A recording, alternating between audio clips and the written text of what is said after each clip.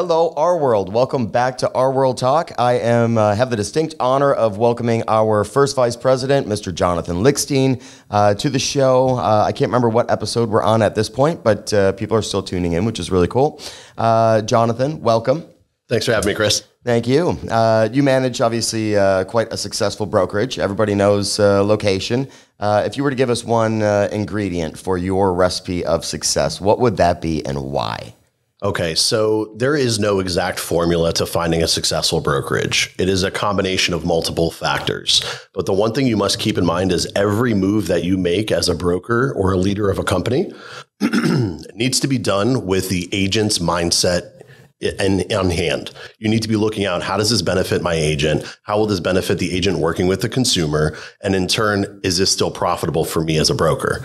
So keeping that in mind with anything that we bring on board, launch, bring out, teach agents to do, it must have the agent first and us second. So we got to make sure that we're managing our priorities as brokers and make sure that we're making everything that we're doing to make sure that that agent has the best chance at success. 100%. I mean, you see so many moves that are made by various companies that are just to pump up the bottom line. And, right. And in reality, that is going to hurt you in the end. If you look at doing an initiative or growing or bringing teams in or bringing in a large volume of agents, if you're doing that just to elevate that bottom line, it's going to come back and bite you in the butt. Any relationship that starts on money ends on money. Yep. So you need to keep that in mind and have really the agent's business in mind, right, so that they are coming in and really feeling the value, not just you as a broker who can help guide them or they feel they can be successful, but giving them the tools that if they don't want you, they don't need you. Right.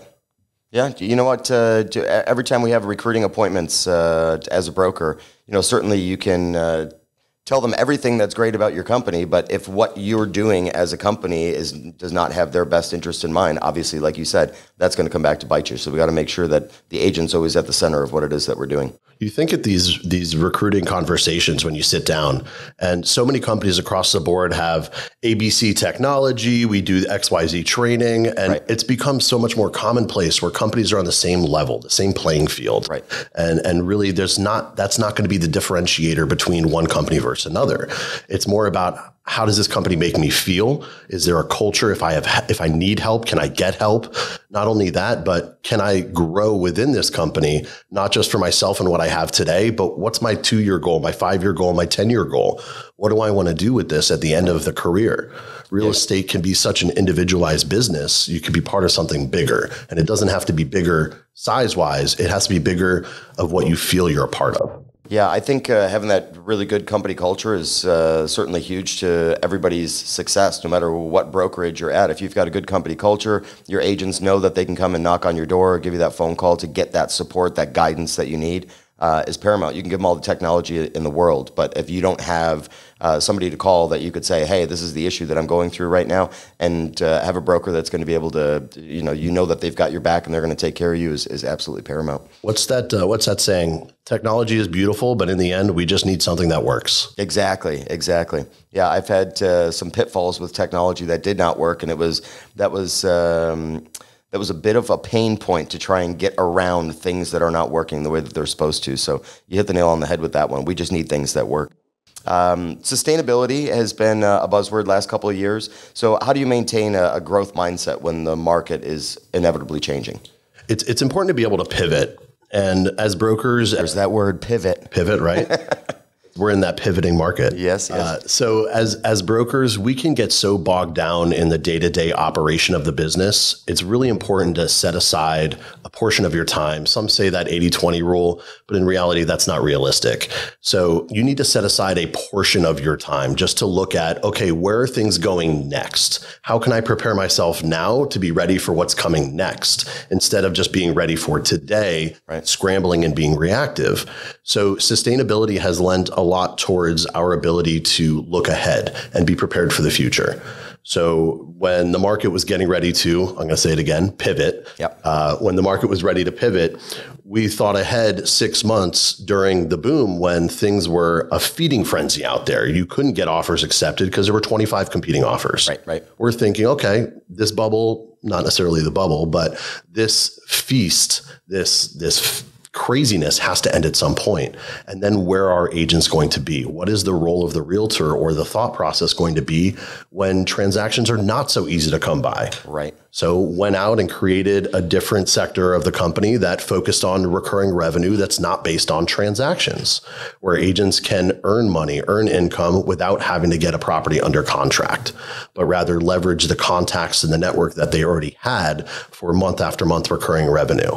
And that might be through property management, might be through gig income or transaction coordinating, wherever that might be. Okay, fantastic. I like the way that you think outside the box, and everybody always says be proactive, not reactive, because by the time something changes in the market, if you don't have it figured out before that time comes, you're already behind the 8 ball. So correct. What are you going to do at that point? So let's talk about some tips for newer agents, starting with where they should be spending their time. You just touched on some of this stuff in a changing market. Let's try to find some different revenue streams, but where do you think that they should be spending their time, and what should they be doing first in order to gain momentum? So I'm going to kind of go against the grain of what you would commonly hear for what a new agent needs, right? Come on, that's what I do. So more often than not, a broker will guide a new agent to do education, learn inside the classroom before going out in the real world. That's not how I started. I started by getting thrown into the fire and figure it out. I was in the same boat. Right? You learn through experience. Yep. So there's 2 types of people that come into our industry. You might have heard me say this before. There's people that come into the industry and have to follow before they can do themselves. So they need mentorship, they can join a team, they can do classes, role play, all of that until they feel comfortable enough to do it on their own. Right. That agent is constantly going to be following the trends. I feel that someone who comes in and can take an idea and run with it is an entrepreneur, an innovator, and will be very successful in this industry.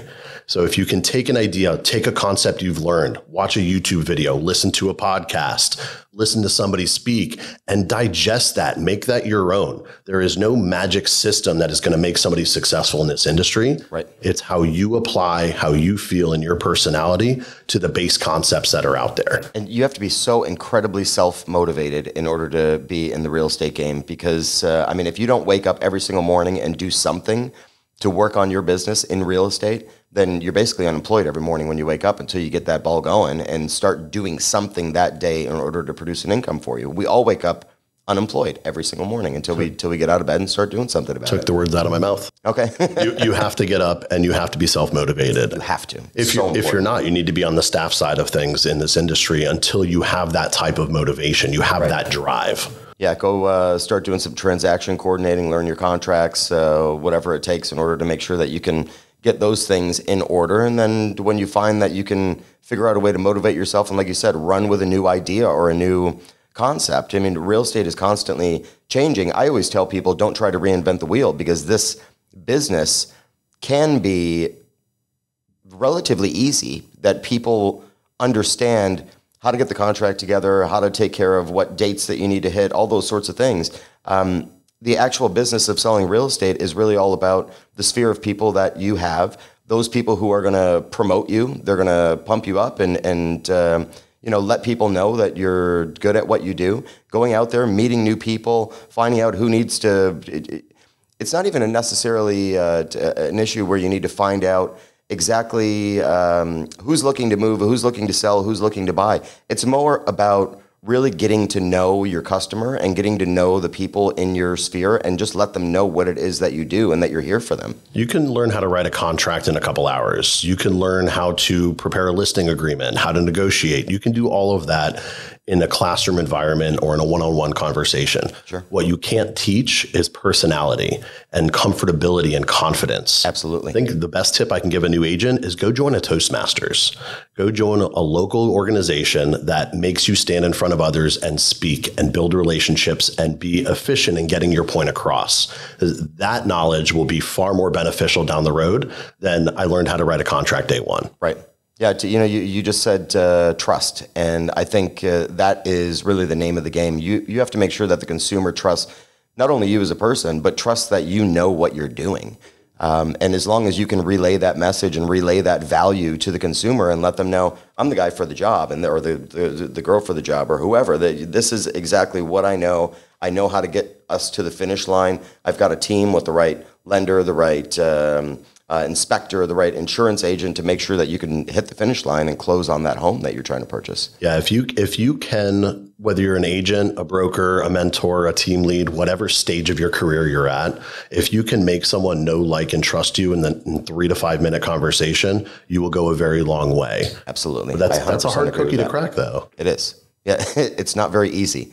It's not. I think, but we've said this so many times over the last few weeks. I think being yourself is so incredibly important, especially in this business, because I could try to be Jonathan Lickstein, the broker. People aren't going to like me as Jonathan Lickstein, the broker. People like me as Chris. So I think for anybody who's in this business, trying not to be somebody else that's, you don't walk around, touting yourself as a top producer when you're really new to the game. Nobody's going to trust that you actually have the ability to get done what you're telling them you're going to get done. But I think if you're just yourself all the time, the trust will come afterwards. When people realize they got to know the real you and who you are as a person, there's going to be some things that people like about me that they wouldn't like about the other person who I'm trying to be. So I think trust and definitely sincerity is huge in this business. Confidence and comfortability was a big part of what you just said. Yep. That's what I took away from that, really, the meat and potatoes right there. Confidence and comfortability. Be yourself, and that includes showing your face. Right. I don't understand why people don't put faces on their business cards, because they're eventually going to see you get comfortable with this thing right here, because that is you, and it'll make people more comfortable to speak to you and approach you and know who's on the other end of the phone when they're putting a face to that name on your business card instead of hiding. I agree. Don't be the secret agent is what I was told one day. So we touched on technology and touched on the fact that we need technology to work. I know that you're big into tech. So what are some unique tech trends or platforms that agents should be getting to know or looking to get more involved in? How much time do we have? We've got all the time you need. Okay, so you're the tech guy. That's what we're here for. Tell me, dump it all on us. There's a lot of hot topics. I mean, you look at some of the trends that have come across over the past few years, right? Let's talk photography went from professional photographers, then Matterport was the hot thing. Right. Then drones came into play. And now if you don't have Matterport drones and high resolution, then you're nobody. Right. But as things transition and continue down that way, look at what's being used outside of our industry. And I'm going to bring up the elephant in the room that's kind of discussed lately, which is ChatGPT. Yep. And there's different ways. Artificial intelligence platform. Artificial intelligence. Yep. That's just one of the aspects, right? You've got the text version with ChatGPT. You've got Midjourney on the graphical creation side of things.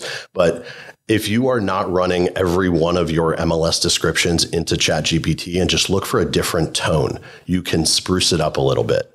Okay. There's brokers I've spoken with who take every one of their agents' listing remarks, run them through and send it back and say, hey, thought this might work a little bit better for you.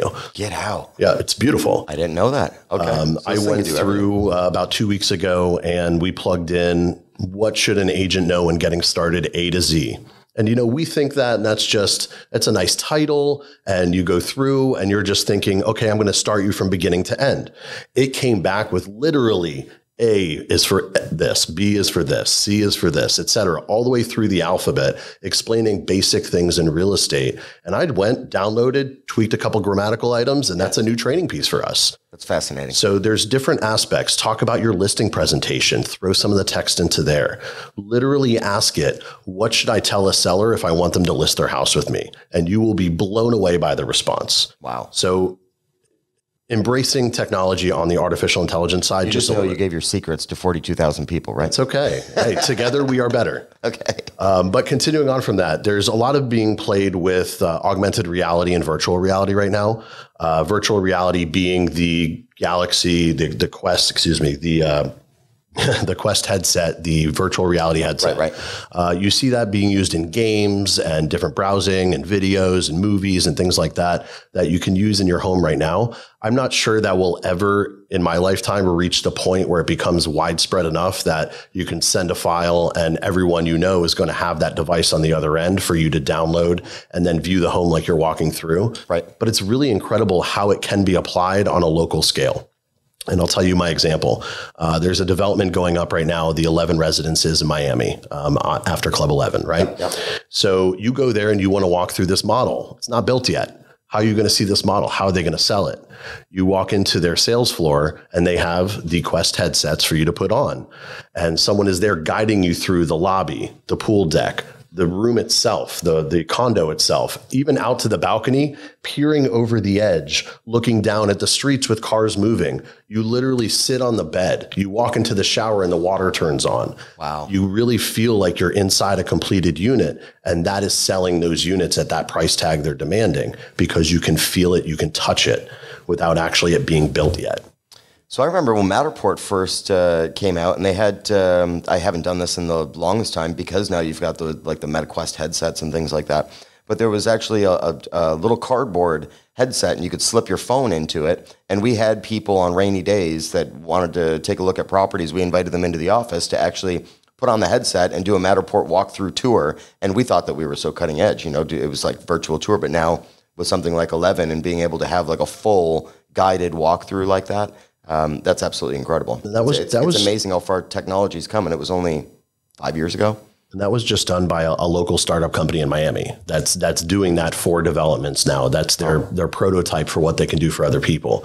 So if that can be widespread and really cause some type of a wave where you see it in new developments in Dubai, in South America, in Canada, you can look at property around the world without leaving your living room. That's pretty neat. Yeah, it's amazing how far we've come. I think a big part of where I'd love to see that go is not necessarily the virtual reality, but what's being done with augmented reality, crossing the real world and the virtual world together. And there's been a few videos that have been shared online, but imagine you're walking through a home and the appliance you're looking at shows you the make, model, year, and how readily available replacement parts are. Or the air conditioner, same thing. You look up at the roof, same information. It pulls all the permit records, et cetera. Imagine the transparency that a consumer can have or an agent can have walking through a home and really having that set of knowledge overlaid on the world around you. Right. Yeah, I've seen, we have an app that you can just point at a house and it'll tell you, basically using augmented reality, what the purchase price of that home is. And then you could start going through interior photos if somebody happens to be just going through a stroll in their neighborhood. And I thought that was really unique. We're getting there. We are getting there. So what else do you have for us tech-wise? Besides, we talked about artificial intelligence, listing descriptions being pumped through there, training ability for your agent. Is there any other big tech platforms that you've been toying around with that you're excited about? I'm excited about something I can't divulge a whole lot of information about. Okay, fair enough. We talked before about the brokerages having the same tech stack, right? Right. And that not being the differentiator between companies. Right. It still is a slight differentiator. I mean, you go to brokerages, 1 to 25 agents, for example, and it's very, very costly to get that same technology. Right. What if those companies could have the same tech stack and capabilities as a 40,000 agent firm? That would be incredible. That's what I'm working on. I mean, the majority of the brokers that we have within our network here in South Florida, the majority of those brokers are those smaller brokers, 1 to 25 people. So that would be extremely helpful for them, I assure you. That's about all I can talk about with that. There you go. Okay. We'll skip that. We'll save that for next podcast. Let's talk about success. Success of our agents. Obviously, we started talking about that right in the beginning. That is obviously paramount to make sure that our agents are successful. In turn, we become more successful as brokers. So what are some ways that you measure success at your brokerage other than close sales? So going back to what we talked about before, creating a network and helping agents build relationships and being more immersed in their individual communities rather than just looking at their bottom line transaction count. The more you can expand your network, the more that you have the opportunity to be front of mind when somebody is ready to buy, sell, rent, et cetera. For sure. So being more involved in their own individual marketplaces, whether it be through organization groups, meetups, association involvement, volunteering, all of the above. Just getting more involved in their local communities is a big measure of success on what you do now that'll pay dividends 6 months from now, not necessarily just the transaction count. Sure. And another metric to measure is more on just engagement of the agent with the business itself, with the company itself. The more ingrained an agent can be inside the culture of the office, there's more referral opportunities. There's more abilities for them to be kind of a beta group of testers and people being on the inner circle within a brokerage. Right. Whether you say we admit it or not, there's always an inner circle within a company, whether it's transactional or it's just engagement. Being part of that inner circle gets you the latest and greatest, or maybe a personal referral. I've given out personal referrals to agents that honestly really aren't my quote unquote friends, but they're engaged. Right. They're involved. They know how to work. They have a personality that they're engaging with the office, and that gives them the opportunity to receive things from people within, as well as opportunities technology-wise with programs that get offered. So are you saying that if you get your butt out of bed in the morning and you make it to the office, there's a chance that you might get a referral from your broker? You never know, right? You never know. I mean, sometimes the phone rings and you just look out into your office and go, who's here right now? Because you need this to be taken care of immediately. I mean, could be the person who is on floor, or if the person on floor happens to be out to lunch or whatever the case may be. It's important to have people in the office. Somebody might walk through the front door and the floor person's busy. So now we've got to find somebody else to take care of whoever came in. So very important to get yourself out of bed and get to work every morning. Perfect example. Say you have a 50 agent company. Okay. There's always going to be the top producers who are top of mind with that broker, but they're not always as available to receive that referral. Right. You want that broker to think, who am I going to think of first, right? And it could be the top producer, but it could also be you who've only done one transaction that year, but you're engaged, you're around, and they can trust you. It's your time. Okay. We'll move on from that. Do you recently put a pic up on Facebook with your son? And that pic said, best job in the world. So tell us a little bit about that, how you balance, obviously, a busy work life. We all know how busy you are. You also have, I think, the busiest position in this association as first vice president. So volunteering takes up a lot of that time as well. But you have to include family time into that mix. So what are the secrets to success? How do you keep that work-life balance so that you can keep operating at such a high level and be that broker that everybody wants to talk to? It's not very easy. I will tell you that. I don't sleep. I'm kidding. I do.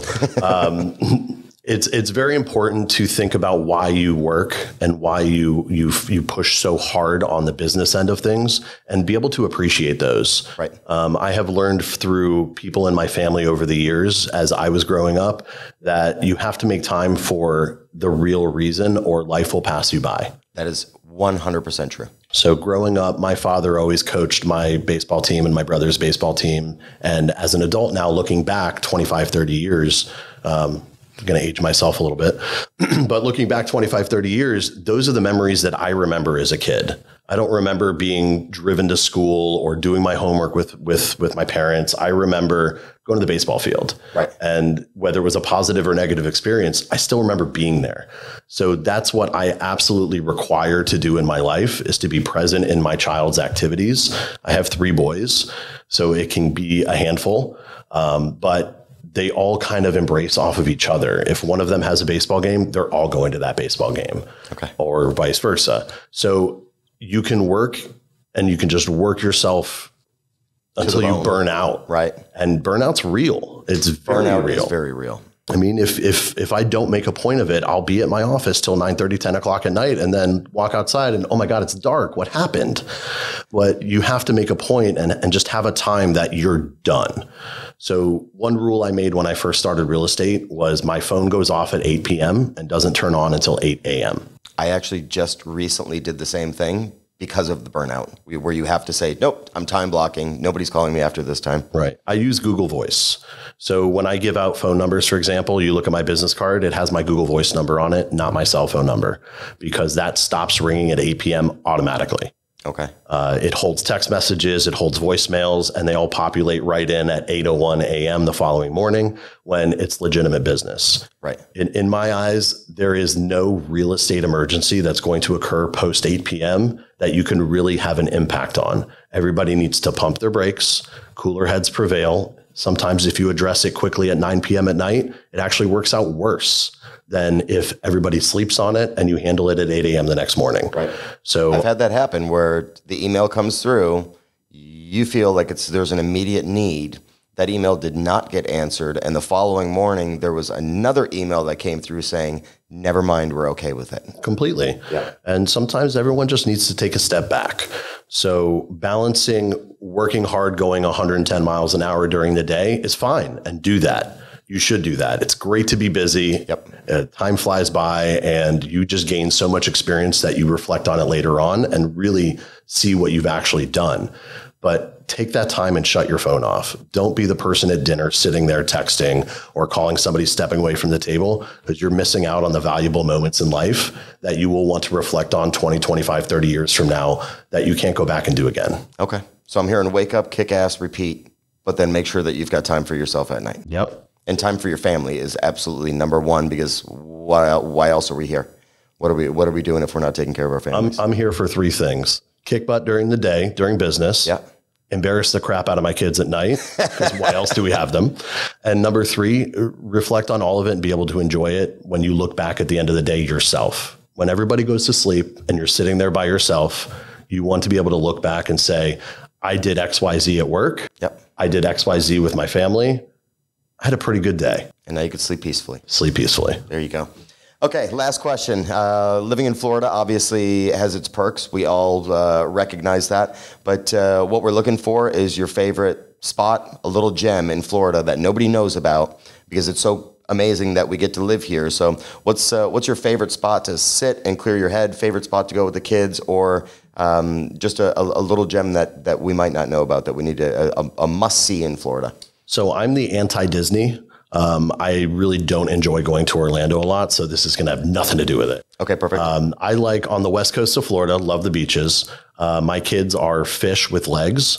So I find a little spot on the beach in this town called Indian Rocks Beach. I love Indian Rocks Beach. So it's not so secret. It's not so secret. I actually stumbled on it on accident one time, but tell us about Indian Rocks Beach. So I love Indian Rocks Beach because it reminds me of where I lived in Central America. It's one road on the beachfront that goes up and down one lane each way. You're literally walking barefoot or flip-flops anywhere you want to go. Yep. Grab a little Airbnb, walk down to the oyster bar, pound a couple dozen oysters. I'm a sucker for oysters.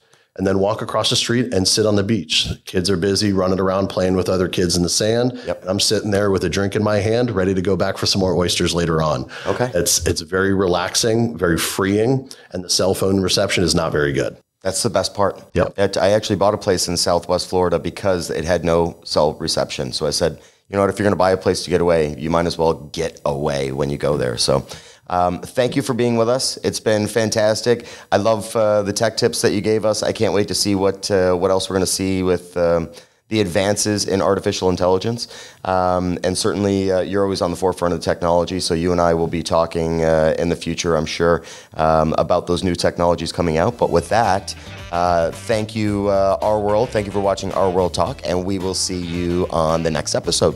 Have a great day.